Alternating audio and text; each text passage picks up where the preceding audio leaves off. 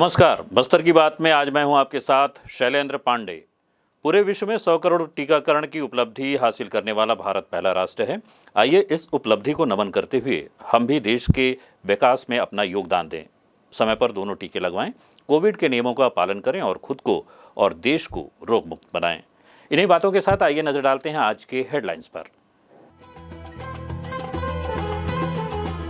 Petrol diesel में VAT tax घटाने की मांग को लेकर कांग्रेस के खिलाफ भारतीय जनता पार्टी ने राष्ट्रीय राजमार्ग पर किया चक्का जाम। कृषि कानून वापसी पर जिला कांग्रेस कमेटी ने कैंडल मार्च निकालकर आंदोलन में हुए शहीद किसानों को दी श्रद्धांजलि। कार्तिक पूर्णिमा के अवसर पर पंचपथ में भैरव मंदिर में दीप सज्जा और भजन संध्या का आयोजन किया गया। और शनिवार 20 नवंबर को रेलवे स्टेशन पर गांजा तस्करी करते 2 आरोपियों को किया गया गिरफ्तार। अब खबरें विस्तार से। पेट्रोल डीजल में वैट टैक्स कम करने की मांग को लेकर बीजेपी ने प्रदेश कांग्रेस सरकार के खिलाफ नेशनल हाईवे पर नए पुल के पास चक्का जाम कर जोरदार विरोध प्रदर्शन किया। दोपहर 12 बजे से 2 बजे तक भाजपा के सैकड़ों कार्यकर्ताओं ने चक्का जाम किया। भूपेश सरकार के खिलाफ इस प्रदर्शन में भाजपा के सभी वरिष्ठ मौजूद रहे। चक्का जाम के दौरान भाजपाइयों ने जोरदार नारेबाजी कर पेट्रोल डीजल में वैट कटौती करने की मांग की। प्रदर्शन के दौरान उपचार के लिए जा रहे एम्बुलेंस और निजी वाहनों को रास्ता दिया गया और इसके अलावा अन्य किसी वाहन को 2 घंटे तक इस मार्ग से जाने नहीं दिया गया। यहां तक कि डीआरडीओ और उच्च प्रशासनिक अधिकारियों के वाहन को भी जाने नहीं दिया गया। भारतीय जनता पार्टी प्रदेश महामंत्री किरण देव ने कहा कि प्रधानमंत्री नरेंद्र मोदी ने जनता को राहत देने पेट्रोल और डीजल में क्रमशः 5 और 10 रुपए टैक्स कम किया है, लेकिन प्रदेश की भूपेश सरकार पेट्रोल डीजल में वैट टैक्स कम नहीं कर रही है। इस बारे में पार्टी जिलाध्यक्ष रूप सिंह मंडावी ने कहा, हमारे देश के प्रधानमंत्री जी ने डीजल में 10 रुपया और पेट्रोल में 5 रुपया कम किया है और बहुत सारे भारतीय जनता पार्टी शासित प्रदेश उन्होंने भी अपना वेट टैक्स कम किया है। कांग्रेस शासित कुछ राज्यों ने भी कम किया है, लेकिन छत्तीसगढ़ में कांग्रेस की सरकार है, भूपेश बघेल की सरकार है, वो इस पर ध्यान नहीं दे रही है, अपना वेट कम नहीं कर रही है और घड़ियाली आंसू रो रही है कि रेट बढ़ गया, जबकि ये रेट कम कर सकती है। अगर ये रेट अपना वेट कम करे, 25% कम करे, तो लोगों को और भी सस्ते में डीजल पेट्रोल उपलब्ध होगा। साथ ही अभी ये सीमेंट के रेट में भी अलग से ये टैक्स जोड़ते जा रहे हैं और लोगों के ऊपर में भार बढ़ता जा रहा है। छत्तीसगढ़ में शासन नाम की कोई भी चीज नहीं है, जनता की बिल्कुल भी चिंता नहीं की जा रही है और यहाँ के मुख्यमंत्री सारा पैसा उत्तर प्रदेश में लगा रहे हैं। यहाँ की जनता त्रस्त है। हम बहुत सारी मांगों को लेकर, हमारा वेट कम करे, सीमेंट का रेट कम करे, इन सभी मांगों को लेकर हम आज पूरे प्रदेश में चक्का जाम कर रहे हैं। हमारे बस्तर जिले में भी इसी विषय को लेकर आज चक्का जाम। स्थानीय राजीव भवन में शनिवार को आयोजित पत्रकार वार्ता के दौरान महापौर सफीरा साहू, प्रदेश प्रवक्ता आलोक दुबे, सांसद प्रतिनिधि सुशील मौर्य और जिला महामंत्री अनवर खान उपस्थित थे, जिन्होंने केंद्र सरकार के द्वारा 3 कृषि कानून वापस लेने के निर्णय को जनता की जीत बताते हुए कहा कि कांग्रेस के पूर्व राष्ट्रीय अध्यक्ष राहुल गांधी ने इन कानूनों को किसान विरोधी बताते हुए कहा था कि केंद्र की तानाशाही सरकार को किसानों के आंदोलन के सामने झुकना पड़ेगा और इसे वापस लेना पड़ेगा। इस दौरान सफीरा साहू ने कहा, सदन में बिना चर्चा की बहुमत के आधार पर जो 3 काले कानून पारित किए थे, उसके विरोध में हमारे राहुल गांधी जी ने विरोध किया था और जो 3 काले कानून पास किए थे, शायद वो मोदी जी को उस वक्त समझ में नहीं आया था, लेकिन जिसे हमारे देश के प्रधानमंत्री जी को समझने में करीबन 1 साल से अधिक समय लग गया, वही हमारे किसान भाई को 3 घंटे में ये बात समझ में आ गई और उन्होंने शांतिपूर्वक इसका विरोध प्रदर्शन किया। उसके बावजूद भी हमारे प्रधानमंत्री जी के कान में जूं तक नहीं रेंगी और इतना आंदोलन बढ़ने के बाद यहाँ तक कि उन्होंने वही किसान भाई उन्हें आतंकवादी तक कह दिया था। और जब अब सामने उपचुनाव आने वाले हैं पंजाब के, उत्तर प्रदेश के और भी राज्य के, तो उस समय अचानक से किसान भाइयों के साथ में बैठक करना ये शायद समझ से परे है। लेकिन यदि उन्होंने गुरु नानक जयंती के दिन यदि ये 3 काले कानून पास किए हैं, तो हम उनसे मांग करते हैं कि आप उन किसान भाई जो इस आंदोलन में शहीद हुए हैं, उनसे आप सार्वजनिक सबके सामने माफ़ी मांगिए और उनके परिजनों को सही मुआवजा दीजिए। तब जाके सही मायने में ये जो आपने 3 काले कानून पास लिए हैं वो सही मायने में उन शहीद किसान भाइयों के लिए श्रद्धांजलि होगी और जनता को कहीं ना कहीं जो जीत की खुशी मिली है सही मायने में वो जीत होगी। किसान विरोधी 3 कृषि कानूनों के खिलाफ किसानों के द्वारा किए जा रहे आंदोलन को गांधीवादी प्रदर्शन बताते हुए प्रदेश प्रवक्ता आलोक दुबे ने क्या कहा, आइए सुनते हैं। कल हिंदुस्तान से काले कानून की वापसी हुई, जो कि आरंभिक तौर से ही अपने आप में गलत था। इसे समझने में हिंदुस्तान के किसान और आम जनता को चंद घंटों का समय लगा था। उसे हटाने में माननीय प्रधानमंत्री जी केंद्र सरकार को लगभग 1 साल का समय लग गया। इस बीच शांतिपूर्ण आंदोलन हुए जिन्हें कुचलने का प्रयास किया गया, खालिस्तानी और आतंकवादी का नाम दिया गया उन किसानों को जो अपनी सच्ची और सही मांगों को लेकर संघर्ष थे। अंततः किसानों की जीत हुई और यह निर्णय जो केंद्र सरकार का गलत निर्णय था, भारतीय किसानों और भारतीय जनता के ऊपर थोपा हुआ निर्णय था, उसे अंततः वापस लेना पड़ा। निसंदेह यह किसानों की जीत है और एक सच्ची श्रद्धांजलि उन किसानों के प्रति ये होगी जो इस आंदोलन में शहीद हुए हैं। उन्हें उचित मुआवजा केंद्र सरकार तत्काल प्रदान करेगी। बस्तर जिला कांग्रेस कमेटी ने कहा कि केंद्र सरकार के द्वारा पारित कृषि कानून को वापस लिए जाने का निर्णय किसानों की ऐतिहासिक जीत है। यह जीत देश के सभी अन्नदाताओं को समर्पित है। किसानों की इस ऐतिहासिक जीत को भारतीय राष्ट्रीय कांग्रेस ने किसान विजय दिवस के रूप में मनाया। 3 कृषि कानून के विरोध में संघर्षरत दिवंगत किसानों की आत्मा की शांति के लिए संध्या 5 बजे राजीव भवन से शहीद स्मारक तक कैंडल मार्च निकाला गया और शहीद किसानों को श्रद्धांजलि दी गई। बस्तर संभाग के सबसे बड़े डिमरापाल मेडिकल कॉलेज और महारानी अस्पताल में प्रबंधन के द्वारा मरीजों की मॉनिटरिंग के लिए अत्याधुनिक तकनीक का इस्तेमाल शुरू किया गया है। इस आधुनिक तकनीक से चिकित्सक अब अस्पताल में नहीं होने पर भी आसानी से अपने मरीजों की मॉनिटरिंग कर सकते हैं।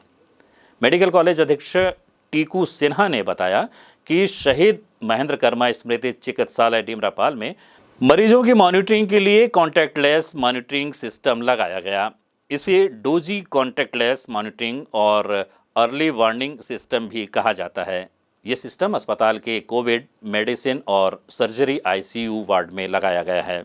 उन्होंने बताया कि इस आधुनिक तकनीक में मदद से डॉक्टर और स्टाफ अपने मोबाइल फ़ोन से मरीज के heart rate, respiration rate, SpO2 और BP की मॉनिटरिंग कर सकते हैं। इसमें अलर्ट सिस्टम भी लगाया गया है, जिसकी वजह से अगर किसी मरीज का पैरामीटर कम ज़्यादा होता है तो डॉक्टर के मोबाइल फ़ोन में तत्काल ही एक अलर्ट मैसेज पहुंच जाएगा, जिससे चिकित्सक को मरीज की देखभाल और इलाज करने में आसानी होगी।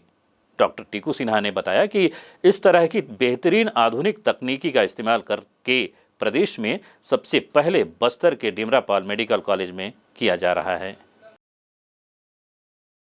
इधर अवैध गांजे की तस्करी लगातार बढ़ रही है और आरोपियों पर नकेल कसने की पुलिस की मुहिम भी इन दिनों जोरों पर है। अवैध गांजे की तस्करी करने पर बस्तर पुलिस और आरपीएफ की संयुक्त कार्यवाही में शनिवार 20 नवंबर को रेलवे स्टेशन पर गांजा तस्करी करते 2 आरोपियों को गिरफ्तार किया गया। उड़ीसा से ट्रेन के माध्यम से गांजे की तस्करी की जा रही थी। इस मामले में कुल 25 किलो अवैध गांजा बरामद किया गया, जिसका अनुमानित बाजार मूल्य 1,75,000 रुपये है। दोनों आरोपी उड़ीसा के कोरापुट जिले के निवासी हैं। इस संबंध में विस्तार से जानकारी दी डीएसपी हेम सागर सिरदार ने। थाना बोधघाट क्षेत्र के हैं, जहां आज सूचना प्राप्त हुआ था कि कुछ व्यक्तियों के द्वारा अवैध रूप से गांजे की तस्करी उड़ीसा से छत्तीसगढ़ की ओर ट्रेन के माध्यम से किया जा रहा है। और इस सूचना पर थाना प्रभारी बोधघाट धनंजय सिन्हा के नेतृत्व में कार्यवाही हेतु जो है टीम रेलवे स्टेशन की ओर रवाना किया गया था, जहां आरपीएफ के साथ मिलकर जो है रेलवे स्टेशन जगदलपुर में 2 संदिग्ध व्यक्तियों की पहचान कर घेराबंदी कर पकड़ा गया। इनसे पूछताछ करने पर अपना नाम दाम बारू पदवा और राम सीसा दोनों निवासी कोरापुट जिले का होना बताया गया। और जिनकी तलाशी लेने पर जिनके पास जो है कुल 25 किलोग्राम अवैध गांजा जो है वो बरामद हुआ, जिस संबंध में पूछताछ करने पर इनके द्वारा कोई वैधानिक प्रत्युत्तर प्रस्तुत नहीं किया गया और पूछताछ पर इनके द्वारा बताया गया है कि उक्त गांजा जो है उड़ीसा से छत्तीसगढ़ की ओर ग्राहक की तलाश में लेकर आना बताया गया। और इस मामले में दोनों आरोपियों के कब्जे से जो है 25 किलोग्राम गांजा, जिसकी अनुमानित कीमत 1,75,000 रुपये आंकी गई है, बरामद कर जब्त किया गया है। और दोनों आरोपियों के विरुद्ध थाना बोधघाट में BSB NDPS एक्ट के तहत आपराधिक प्रकरण पंजीबद्ध किया गया है। मामले में दोनों आरोपियों को गिरफ्तार कर लिया गया है, जिन्हें न्यायिक रिमांड पर न्यायालय रवाना किया गया है।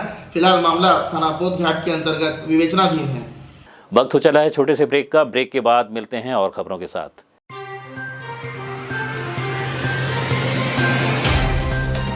सफर जगतुगुड़ा से जगदलपुर का, नित नई करवट लेता शहर हमारा, चौक चौराहों से होता हुआ विकास की गाथाएं गढ़ता बस्तर हमारा। कई रंगों से सराबोर कितनी ही कहानियों को समेटे, कहीं विकास के सोपान तो कहीं सरकारी दावे और उनका सच।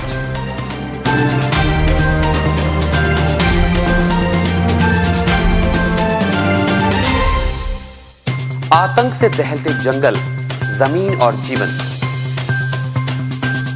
साहस और धैर्य से करवट लेती जिंदगी, राजनीति की चौसर के जाने अनजाने दांव, व्यवस्था की खूबी, कमी और खामी, खूबसूरत नजारे। अब होगी हर बात हमारे साथ, बस्तर की बात।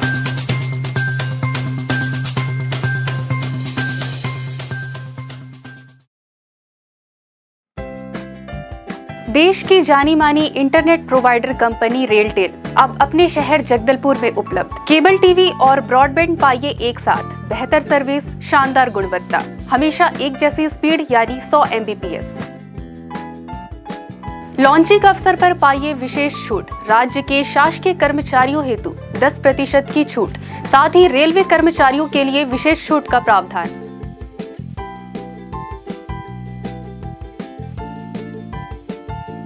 इंटरनेट कनेक्शन हेतु तत्काल अपने केबल ऑपरेटर से संपर्क करें या कॉल करें 9425262386 पर या 9617185020 पर।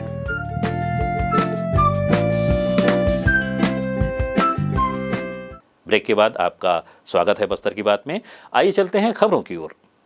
शहर के बाल कलाकारों और उनकी प्रतिभा को मंच प्रदान करने और उन्हें प्रोत्साहित करने विगत सप्ताह भर पुलिस विभाग द्वारा कई सांस्कृतिक कार्यक्रम करवाया गया। बाल सुरक्षा सप्ताह के अंतर्गत किए गए इस कार्यक्रम का समापन शनिवार को स्थानीय लालबाग स्थित शौर्य भवन में हुआ। इस दौरान बच्चों ने रंगारंग कार्यक्रमों की प्रस्तुति दी। उत्कृष्ट प्रदर्शन करने वाले विद्यार्थियों को पुरस्कृत भी किया गया। कार्यक्रम में मुख्य अतिथि के रूप में माता रुक्मणी आश्रम के संस्थापक पद्मश्री धर्मपाल सैनी भी उपस्थित थे। कार्यक्रम को सफल बनाने में सहयोग करने वालों के प्रति ASP अंकिता शर्मा ने आभार व्यक्त किया। बाल सुरक्षा सप्ताह के दौरान विभिन्न स्कूलों में पहुंचकर बच्चों को ये बताया गया कि अगर कभी कोई परेशानी आती है तो 1098 यानी 1098 पर कॉल करके मदद ली जा सकती है। उद्बोधन के दौरान बच्चों को ये भी बताया गया कि जब कोई बुरा स्पर्श करे तो ऐसे व्यक्ति के बारे में तुरंत पुलिस को सूचना दें। सभी बच्चों को अच्छे और बुरे स्पर्श की जानकारी जरूर होनी चाहिए। उन्होंने कहा कि वर्तमान समय में बच्चे मोबाइल में गेम खेलकर अपना भविष्य बर्बाद कर रहे हैं। इससे न केवल बच्चों की आंखों पर बुरा असर पड़ता है बल्कि उनकी पढ़ाई और उनका भविष्य दोनों बर्बाद हो रहा है। स्थानीय उत्कल समाज की महिला शाखा की ओर से कार्तिक पूर्णिमा के अवसर पर पंचपथ में भैरव मंदिर में दीप सज्जा और भजन संध्या का आयोजन किया गया, जिसमें बड़ी संख्या में समाज के स्त्री पुरुष और बच्चों ने अपनी भागीदारी निभाई।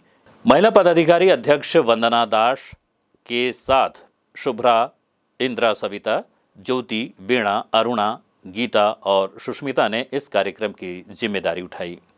कार्यक्रम में उत्कल समाज की संरक्षक उर्मिला आचार्य के साथ रुक्मणी मिश्रा का भी विशेष सहयोग रहा।